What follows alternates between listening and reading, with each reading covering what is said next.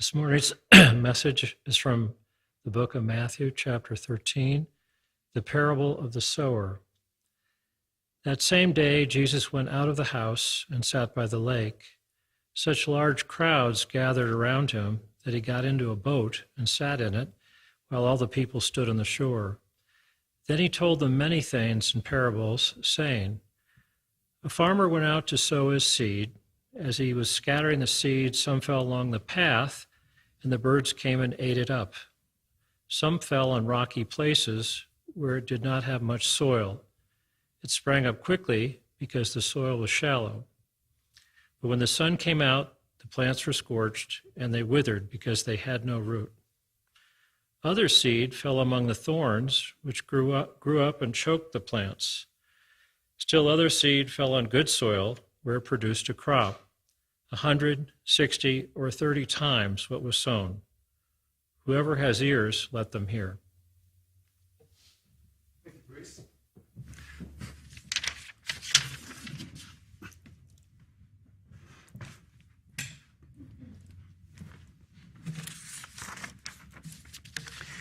Well, last week we had Zen Master Robert Kennedy was here, and he talked about living life like we meant it.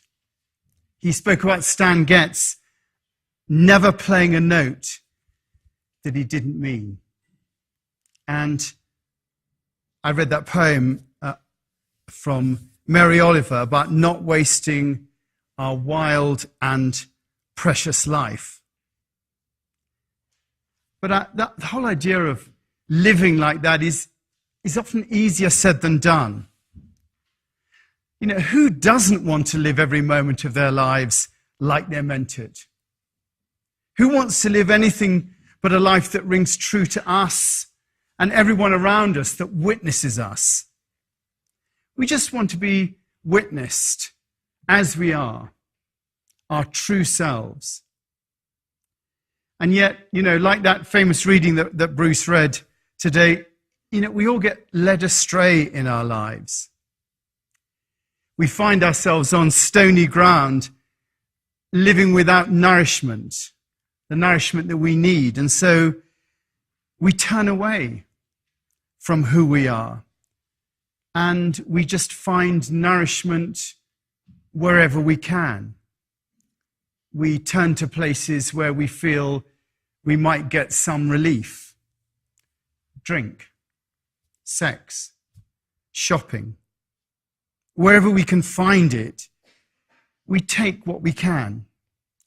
And that turns us into something else, into someone else. It takes us away from the true nature of who we are. And we then become defined by our needs. We sacrifice our true nature on the altar of our needs. And that takes us off course and makes us a different person. You know, we drink more, we become more dependent on those things that we use to prop us up. And before we know it, you know, we feel like Israel in the New Testament, detestable in the sight of the Lord, not the beautiful child of God that all of us are actually in reality. And then, you know, there's the case where the seed fell among thorns, when situations overcome us. Abusive parents, difficult, deprived childhoods. Whatever it is, we have to duck and hide from the thorns so they don't hurt us. And that goes right the way through our lives. We become hurt, and we try to avoid being hurt. We do what the Marines do. We improvise, adapt, and overcome. But once again, you know, that makes us a different person. We've had to grow in ways that we were not meant to grow in order to overcome the difficulties we face. We become hybrid people. We become people who have grown through the pain that we've had. And we see it all around us. You know, we see people like that. We see them in the faces of people in prisons. You know, the faces of people who are hurt and angry around us.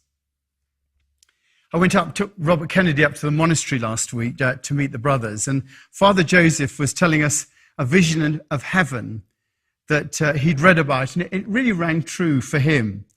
In his vision of heaven, the one he read, everyone was there, and everyone was accepted by everybody else because you could see their history. You could see what had made them. You could understand what had happened to them and why they'd become the people that they'd become. All of us have become the people we are because of the hurts that we've faced and because often we've not felt nourished. And then there are those who simply grow up ignorant of who they are or who they could be because there's been no one in their lives to show them. They grew among weeds and became choked by those weeds, suffocated by the inability to see what was possible for them in their lives. And although they weren't weeds themselves, they mistook themselves for weeds. And so others also mistook them, and they lived a life that was, again, not true to them. They became gang members or associated with people that they thought as family, but in reality were nothing like them. And then we know also those vulnerable people, like the seeds sown on the path, who were just picked off by others, like birds picking up the seed. Not having a chance, they get devoured, trafficked, enslaved, used and abused. Never a chance that their true self can shine through. And then there are those who grow on fertile soil, their environment allowing them to grow and prosper. And yet even those, and we know them, even those, who've been to Ivy League schools, sometimes people end up without nourishment there. For whatever reason, they find themselves on a stone or among thorns. Those who've led charmed lives, and we know them, still come to grief. And we find those problems in our everyday lives. We get distracted. We feel undervalued. Bits of our lives crumble and leave us vulnerable. And that means we take shortcuts. We find those things that will prop us up. We become hard to others. We overcompensate for the pain that we suffer. And I put that picture on the service sheet of the picture of Dorian Gray, because I think it's almost the reverse. We are those tattered people up there. And in fact, there's this portrait of us, the reverse of Dorian Gray, a portrait of the child of God that we truly are. And yet, sometimes we present ourselves in this haggard way. And the big question really is, how do we stay true to who we were meant to be? How do we not get distracted? And even if we are distracted, and even if we do have worries, and even if things come our way that are really difficult, how do we not become the effect of that? And how do we enable ourselves to present ourselves in a way that, in a sense, blesses those around us? How do we come from that nature of who we truly are, even if we don't feel it? There's that wonderful quote I've used before, and I don't apologize because it's just so wonderful, from Thomas Merton. And it really, for me, sums up that true nature of who we are. Merton says, "God utters me like a word containing a partial thought of himself. A word will never be able to comprehend the voice that utters it. A word will never be able to comprehend the voice that utters it.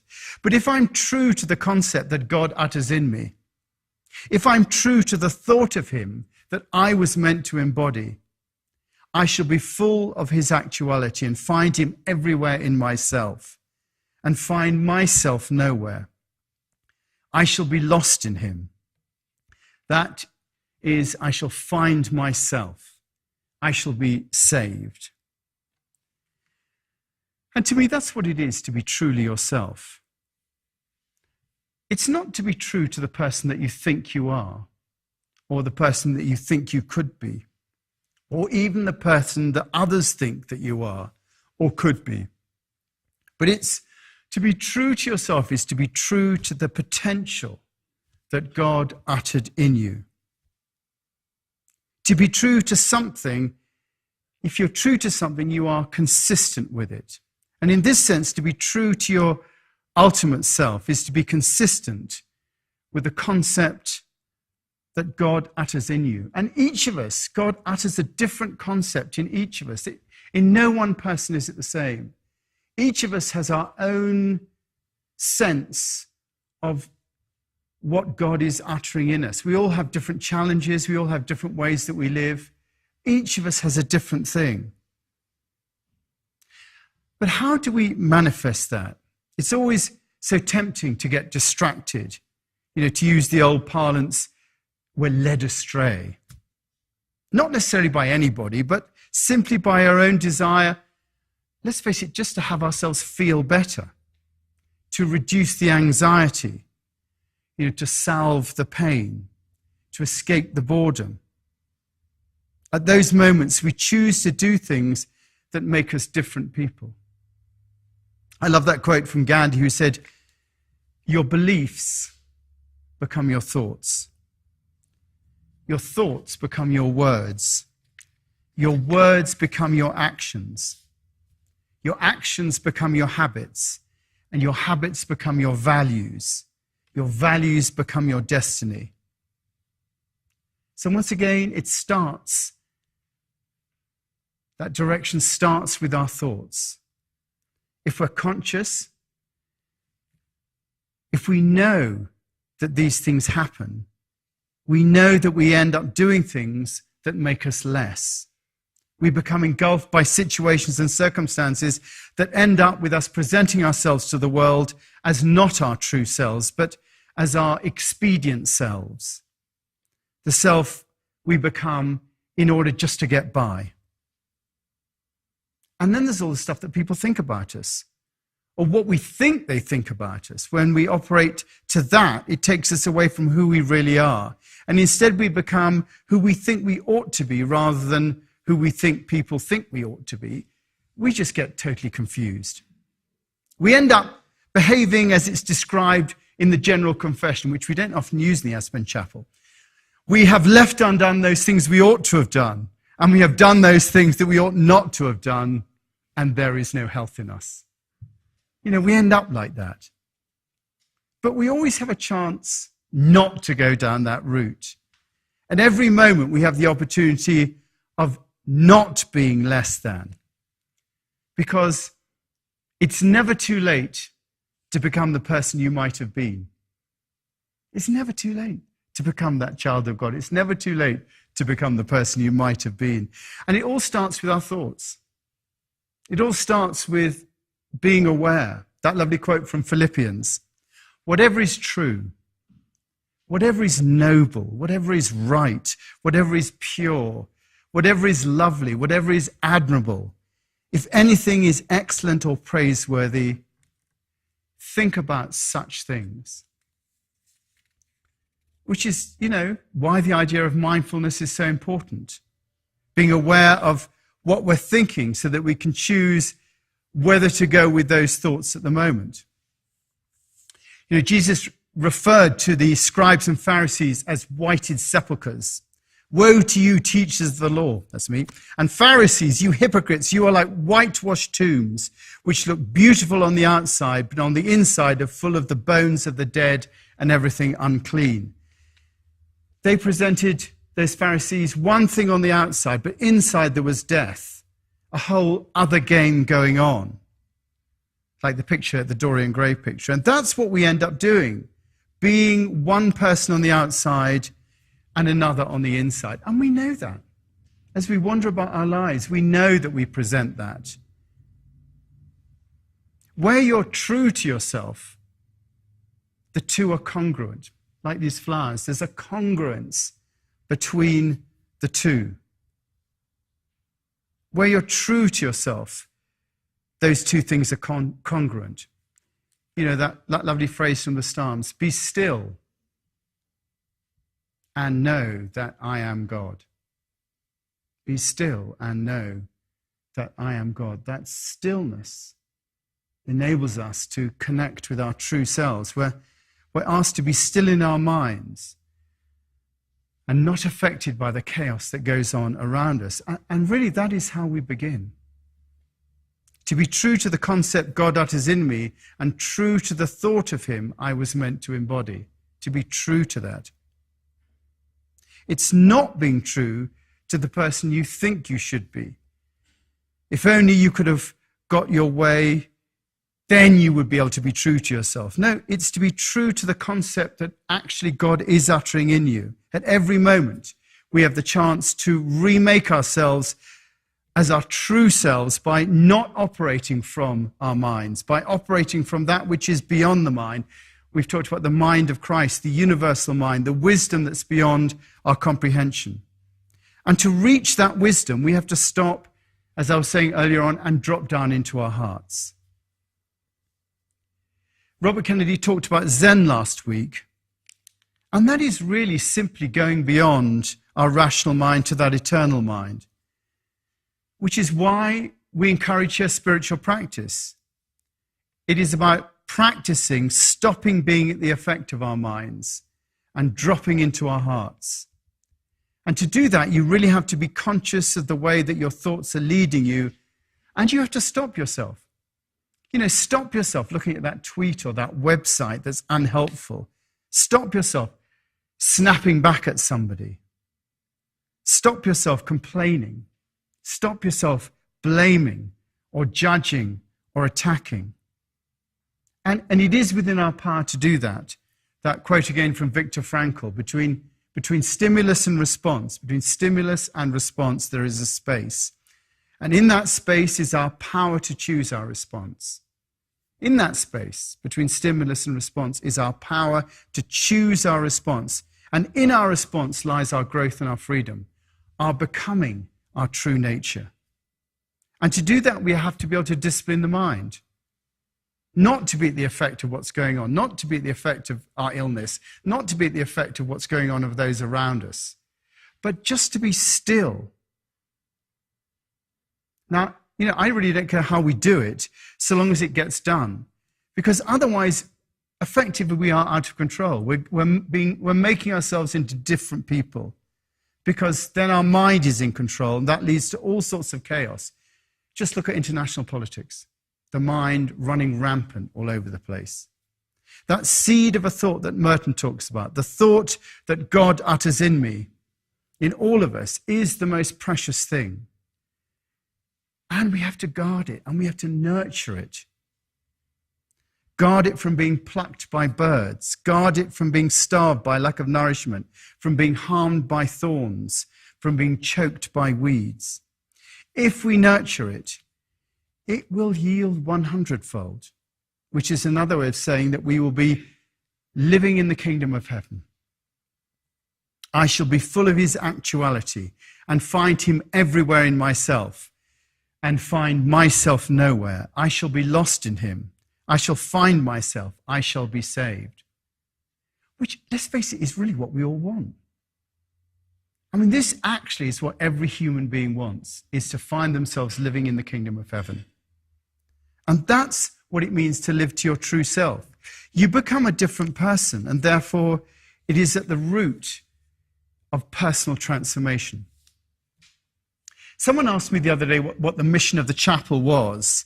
Not the long version that's on all the websites and all the printed materials, but the one I held in my heart. What are you operating from? And really, for me, it comes down to this. Rob's listening intently over there, thinking the chairman of our board, what's he going to come up with? For me, we are a community committed to personal transformation through practice. That's what it's about for me. We are a community committed to personal transformation through practice. And it doesn't really matter what that practice is. It could be Vipassana meditation on a Wednesday. It could be, the Bali priestess blessing. It doesn't really matter what it is. It could be Zen meditation. It could be doing the rosary. It doesn't matter. It is a commitment to personal transformation through practice. It is all about us being the change that we want to see in the world. And unless we can model that in our relationships, in our lives, here, amongst ourselves, we might as well pack up and go home. Because otherwise I'm just shooting the breeze. Unless we can actually model it, that we are community, that we hold these things in common, that we support each other, that we are committed to personal transformation, of not being what our minds tell us to be, but rather to become true to the word that God utters in each of us. And in so doing, we allow ourselves to be changed. That's how it works. We allow ourselves to be changed. And we do that through practice. We practice going beyond our minds. And whether that be in meditation or walking in the mountains or sailing or skiing or modeling clay, it is only through practice that we make it real. Only through practice that we can be our true selves. Only through practice that we can be true to the concept that God utters in us. Again, I was talking to Robert last week and saying, they always say that, a preacher has one sermon that he preaches all the time. And really, my sermon is practice, practice, practice. And it is. That's the message, and I'm banging that drum again. And if you don't have a regular practice, give me a ring, come see me, and start one. And, I'll help you with it. And or come to the Monday morning meditation. Start a practice like that. It's really what enables you to make that transformation. So we've come to a point of working towards our true selves. But, what does that bring us? What does it bring you when you operate your true selves? Now, the traditional answer for the spiritual, it brings you insights, it brings you knowledge, it brings you experience. But in my view, those are secondary benefits. They may come or they may not. But true practice of becoming your true self brings open-heartedness. That is the true benefit of it. It is open-heartedness. When you begin to practice, your heart begins to open. And with that may come insight and knowledge and experience. So next week, what we're going to do is we're going to look at what it is to open our hearts, what happens when we do it, and how that affects our lives. And you'll be pleased to hear that's the end. Good. So let's just open our hearts now and just give our hearts in prayer, be present to our lives and the world that's around us. And we do seem to live in such a beautiful environment here. We give thanks for all that we have, and yet as we look out into the world, we do see a lot of trouble. But with that trouble, we do see so much good in the world, and we just give thanks for that. We give thanks for the millions of people helping each other, of loving each other, of doing their best to make the lives of those around them a better place. And we give ourselves to that. And we give ourselves to those people that aren't able to make that. Those people even now suffering from fires and floods in India, fires in California, all over the world. People losing their homes, livelihoods, children. May we give ourselves to that as our true selves. May we give what we can. Pray for those who are living in injustice, under dominating authority, squashed, in war zones, powerless. We give ourselves to them, and we pray for a sense of peace in their lives and a sense of their lives being able to move forward. We pray for those in prisons, homeless, poor, helpless. and we give ourselves to them. Finally, we give ourselves to those amongst us in this community who we know are suffering at the moment. We particularly pray for Father Joseph Boyle, having radiotherapy and chemotherapy again, for Patricia Hill, for Martha Martin, for Sophie Layton, and Sole Unter Enher. And we just especially open our hearts to those that we know who are ill or suffering at the moment, people whose names aren't on this list. And we remember them in our hearts now.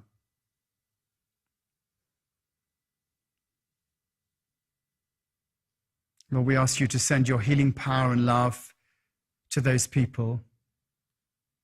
May we, as children of God, being our true selves, be willing to give what we can to them through our hearts and our minds. We pray this in Jesus' name. Amen.